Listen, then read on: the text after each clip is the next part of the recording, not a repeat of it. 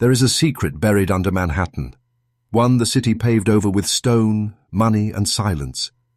And tonight, you're going to hear it. Pause.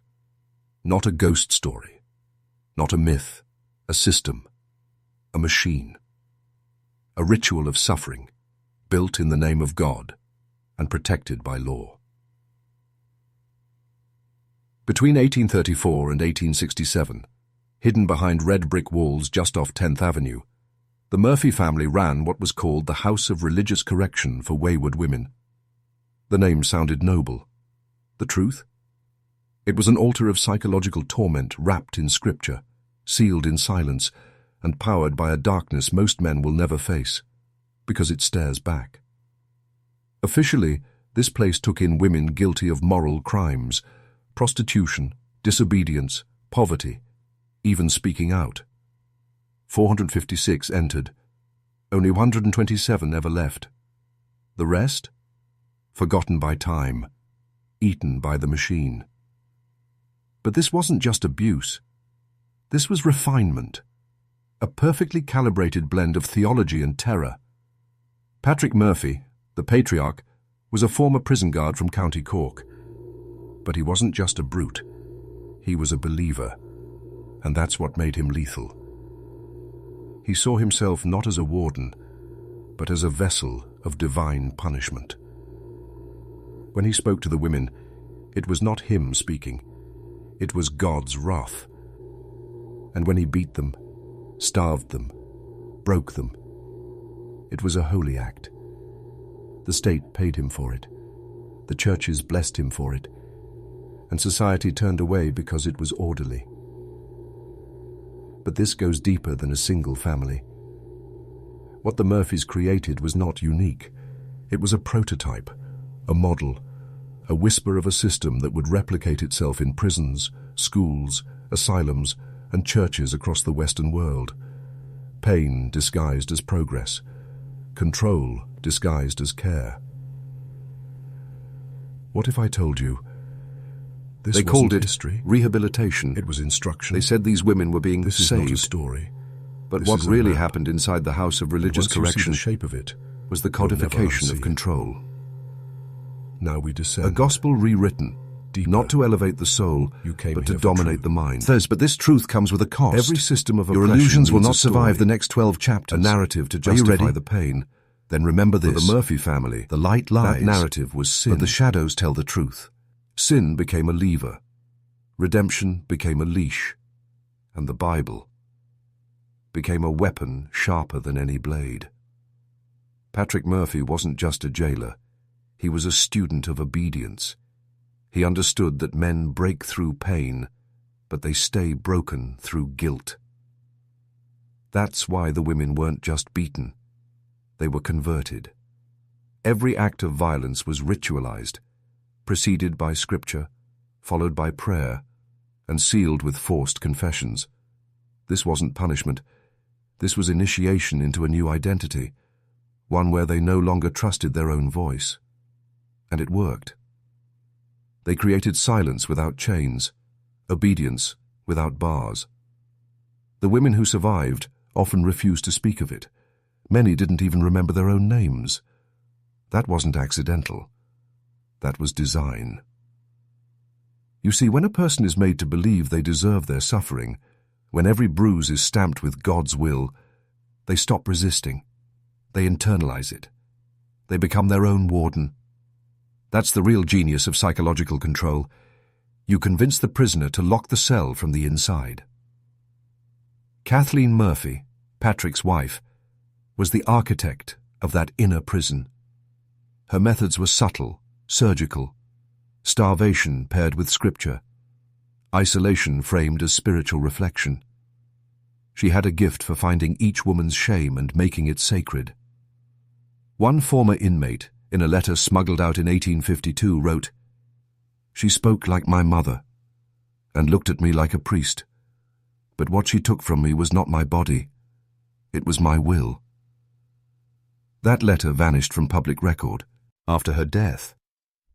The Murphy family had friends in high places, men who wore robes in courtrooms and vestments on Sundays.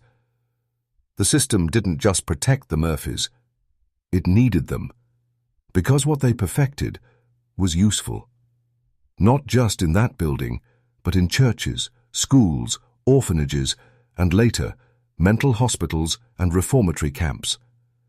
Every institution that wants control borrows from this blueprint.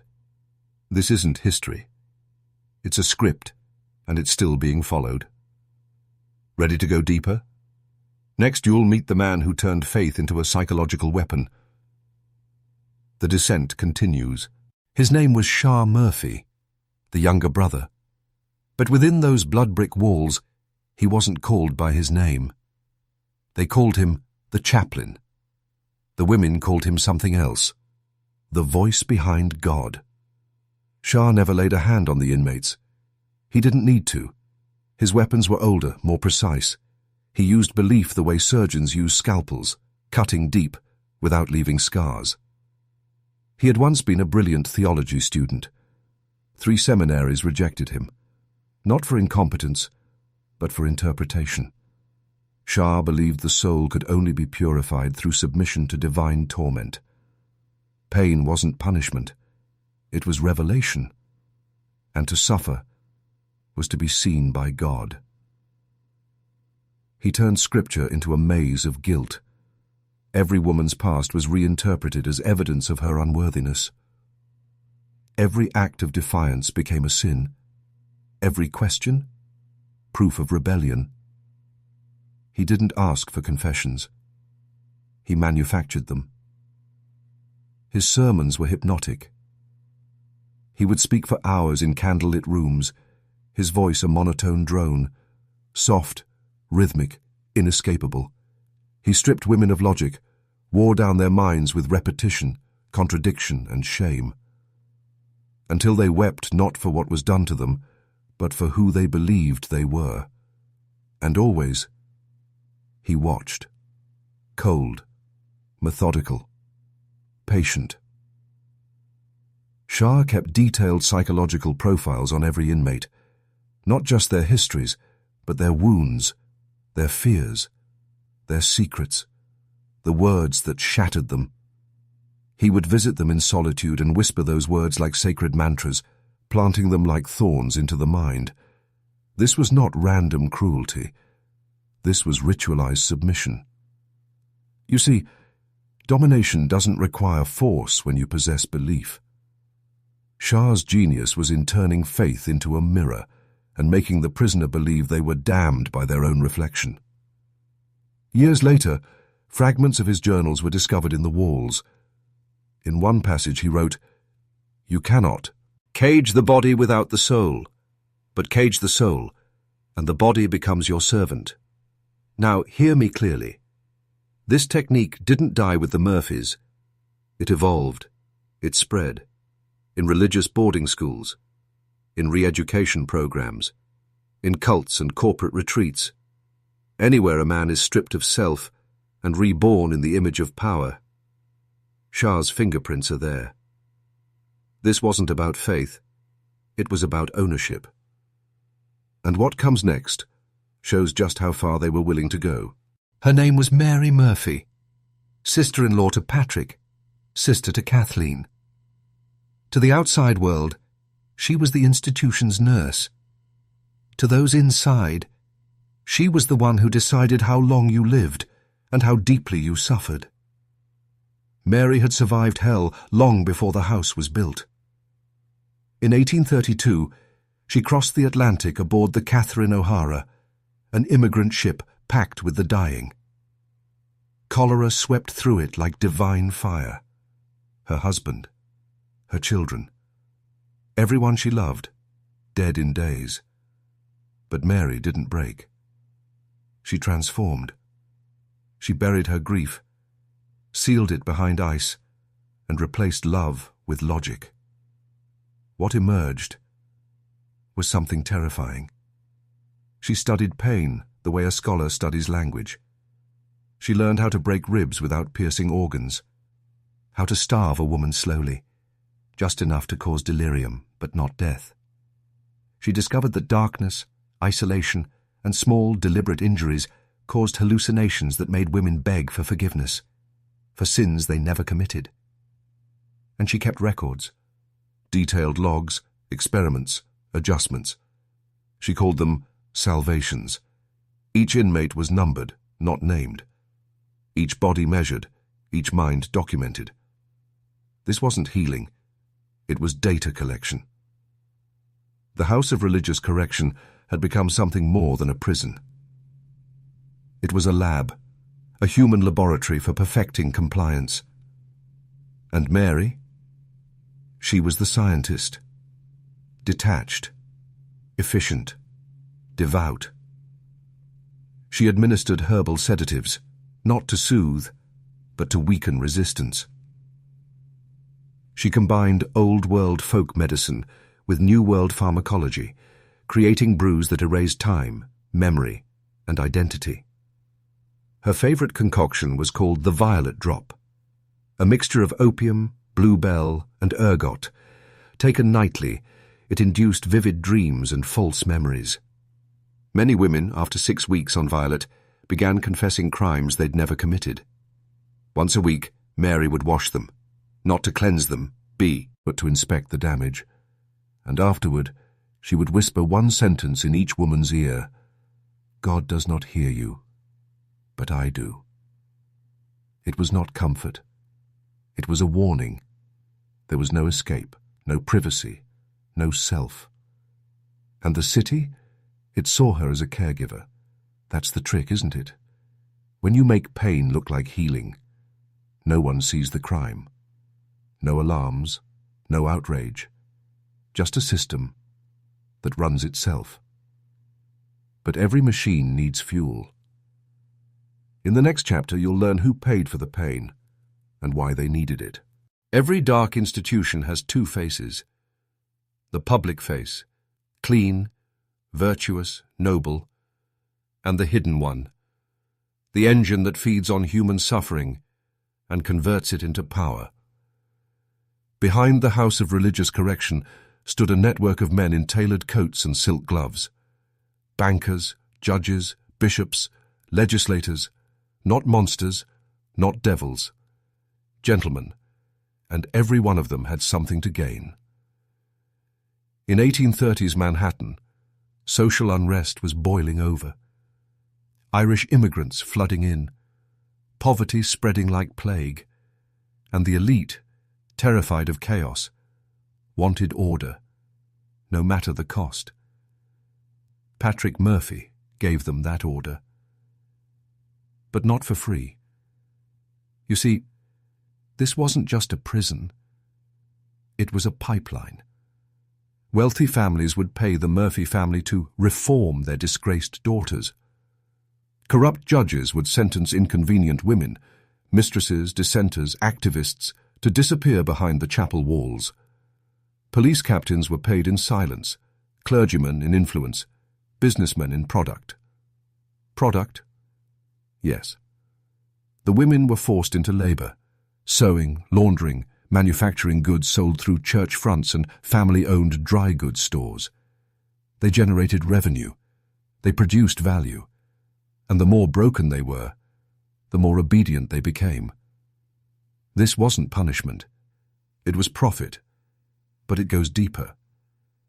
Thomas Murphy, Patrick's son, built what we now call the Invisible Syndicate, a coalition of elite donors, members of secret Masonic lodges and Protestant benevolent societies, who provided ongoing funding and political cover in exchange for services. Some say Thomas offered private viewings of inmates to his highest donors. Others believe experimentation was conducted on select women with ties to foreign intelligence interests. We may never know the full truth. But here's what we do know. In 1842, a bill proposed by a state senator to investigate the house mysteriously vanished. So did the senator. His remains were found in the Hudson River 3 weeks later. Ruled a suicide. No investigation. Coincidence or warning? The Murphy house was never just a family operation. It was a node, a sacred wound that fed an entire network of control. And now we arrive at the question you were never meant to ask.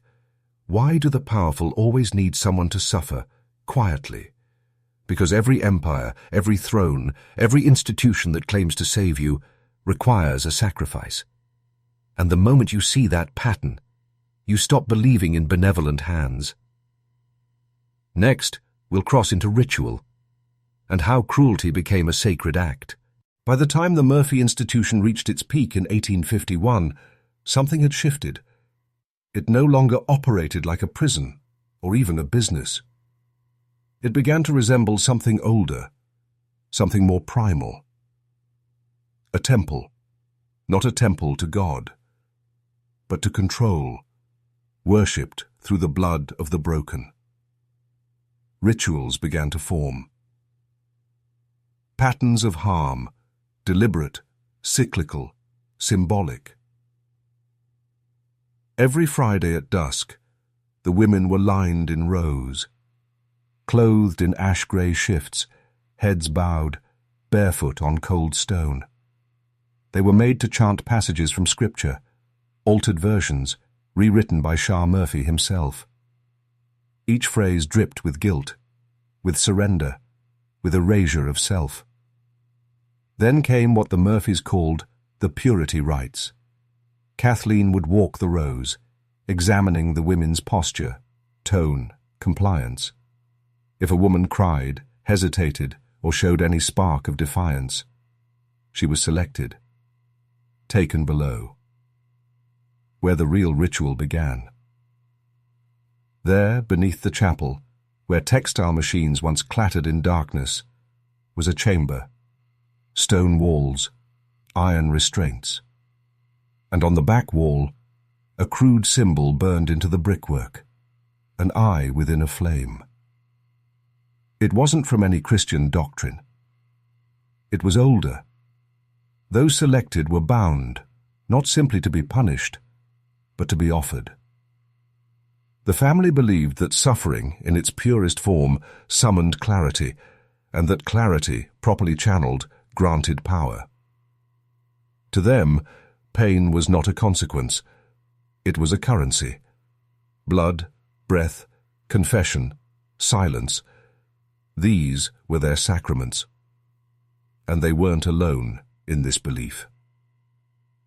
Documents found in 1934, after the demolition of the building, referenced correspondence between Thomas Murphy and members of a foreign society in Vienna, known only by its initials, COV. The letters describe methods of trauma-induced obedience, belief refactoring, and soul fragmentation as behavioral reset. Think about that. This wasn't just cruelty.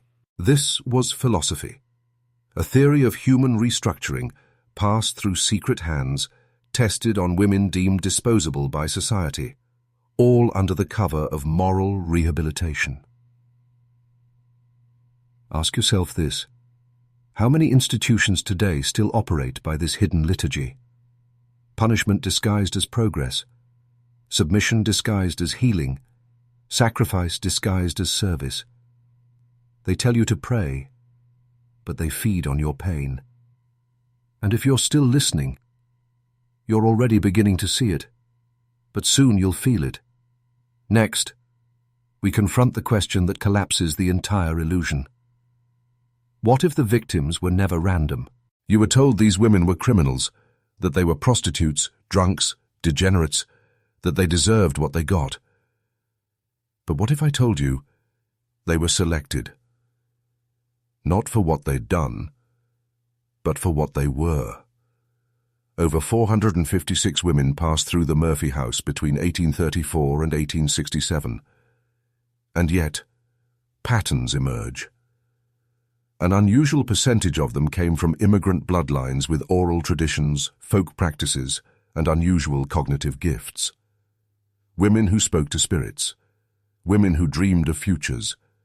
Women who remembered things they shouldn't. In the institution's confiscation ledgers, hidden among clothing and rosaries, were items labeled witch tokens, divination scraps, and unclean artifacts. The Murphys weren't afraid of these women. They were studying them. Cross-referencing court archives from the era reveals that many of these so-called immoral women had never actually committed a documented crime. They were reported by family, by priests, by husbands, for visions, defiance, or persistent refusal to confess. So ask yourself, were they truly broken, or were they resisting something we weren't supposed to understand? In a letter dated March 4, 1859, Kathleen Murphy wrote, "These girls arrive untamed. Some carry the mark. I know it in their gaze. They see through us. The rites are necessary." What mark? What gaze? This isn't religious rhetoric. This is ritual targeting. A hunt. One designed to find those who could not be easily controlled, those born immune to shame, to guilt, to fear, and break them. Because if even one of them escaped unbroken, the illusion collapsed. But here's the part that should freeze your blood.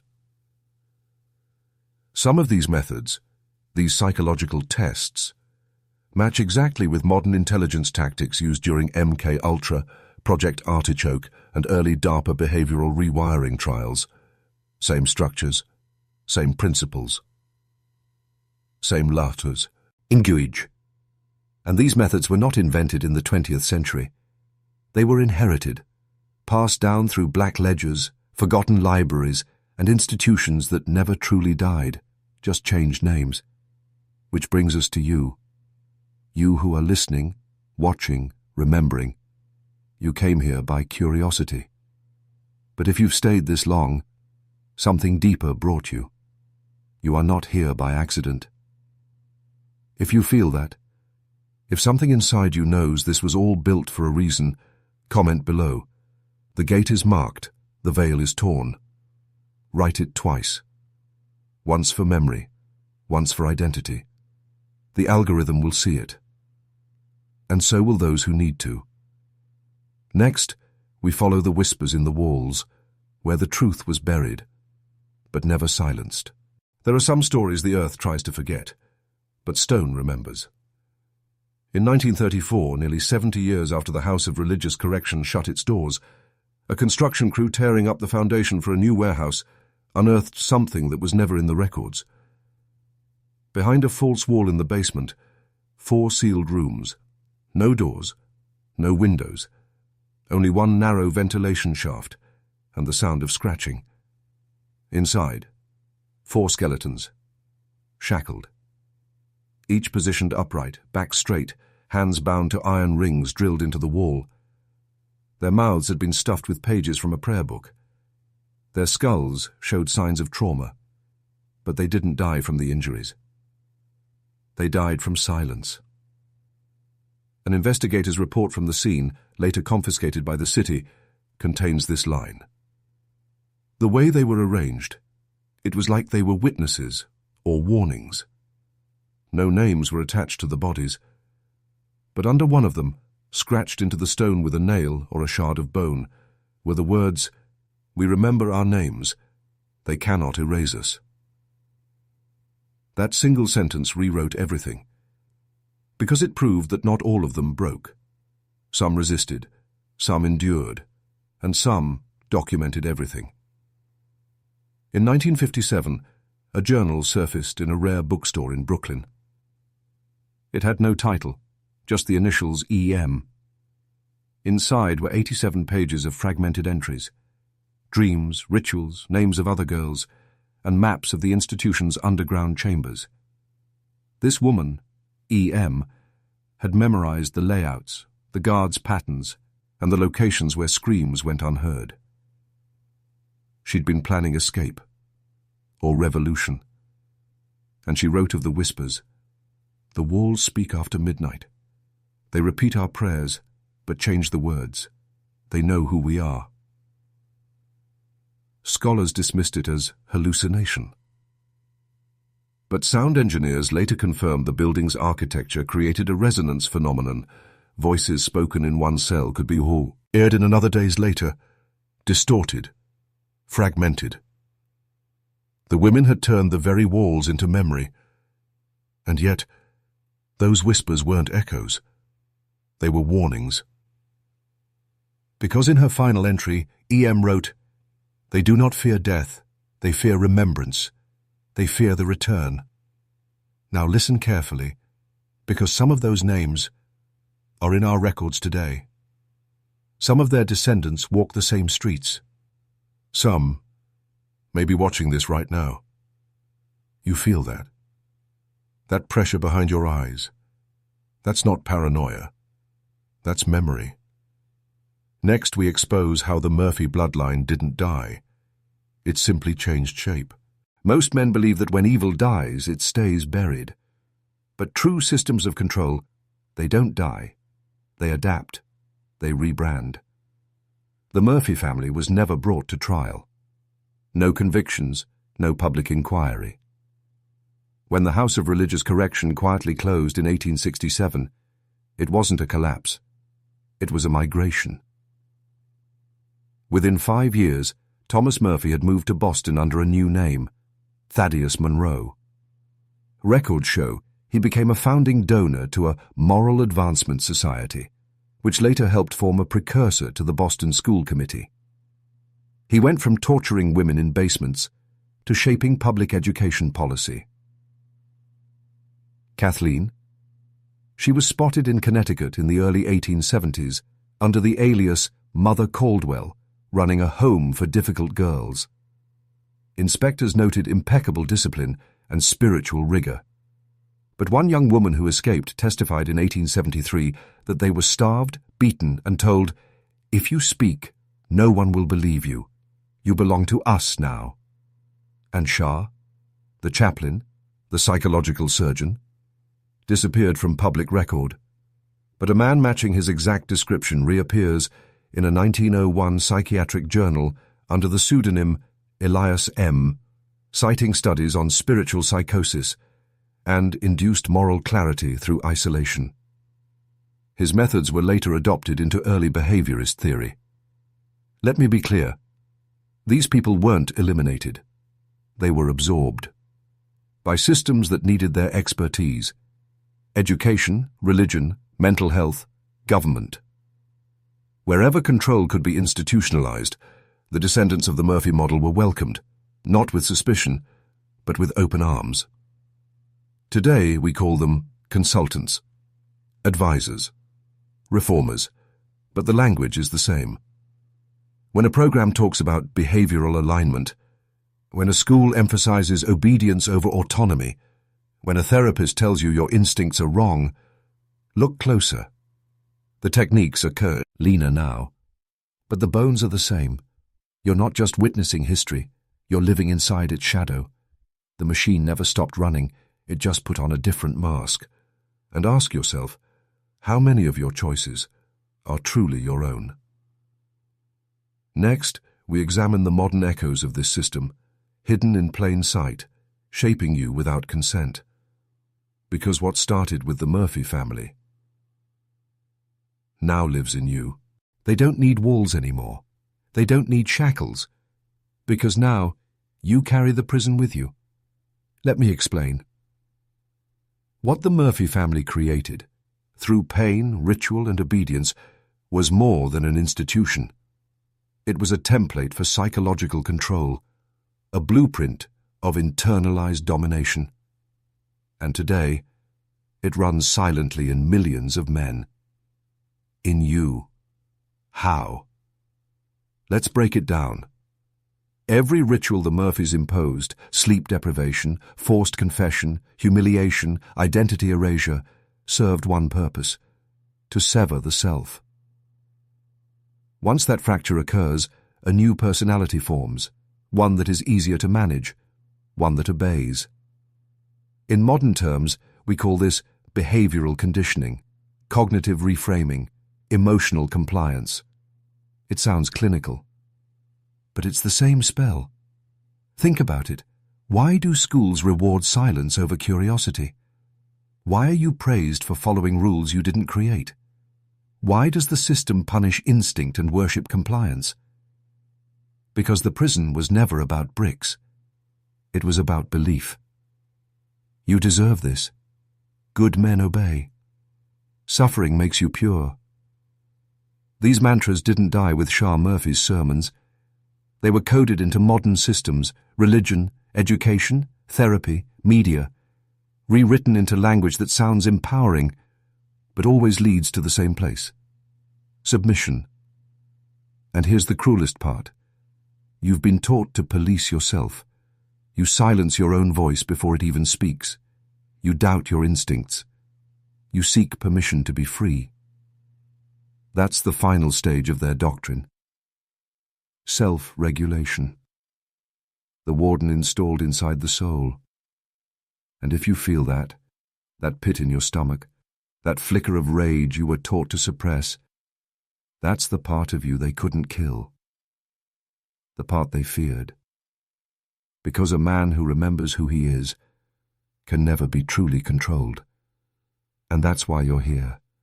Not just to listen, but to wake up, to see the invisible hands that shaped your thoughts, and to begin, for the first time, to pull them off. The next chapter will show you what happens when one of the women escapes the system and becomes something they couldn't predict. The one they missed. The one they feared. Her name never made it into the records. Not officially. But in 3 separate documents, 2 smuggled letters and a censored parish report from 1865, she is referred to only as the Marked One.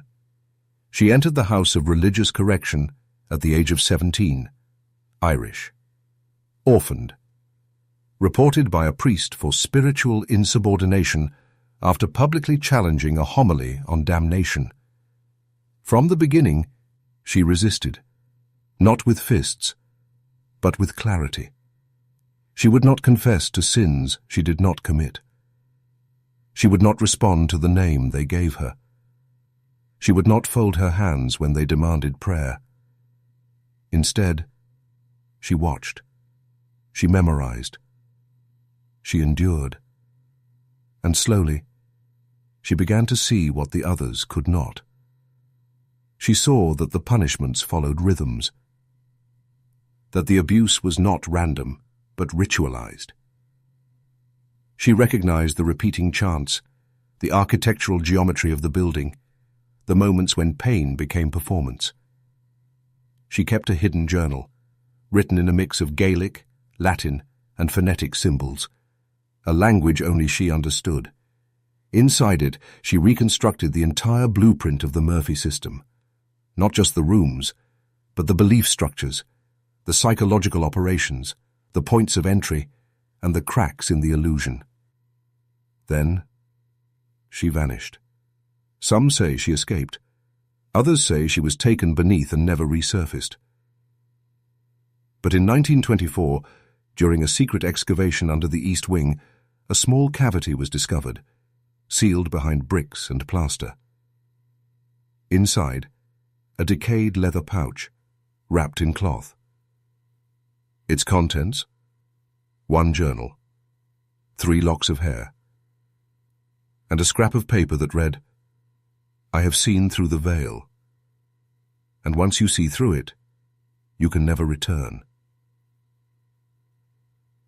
This journal contained not just her memories, but instructions.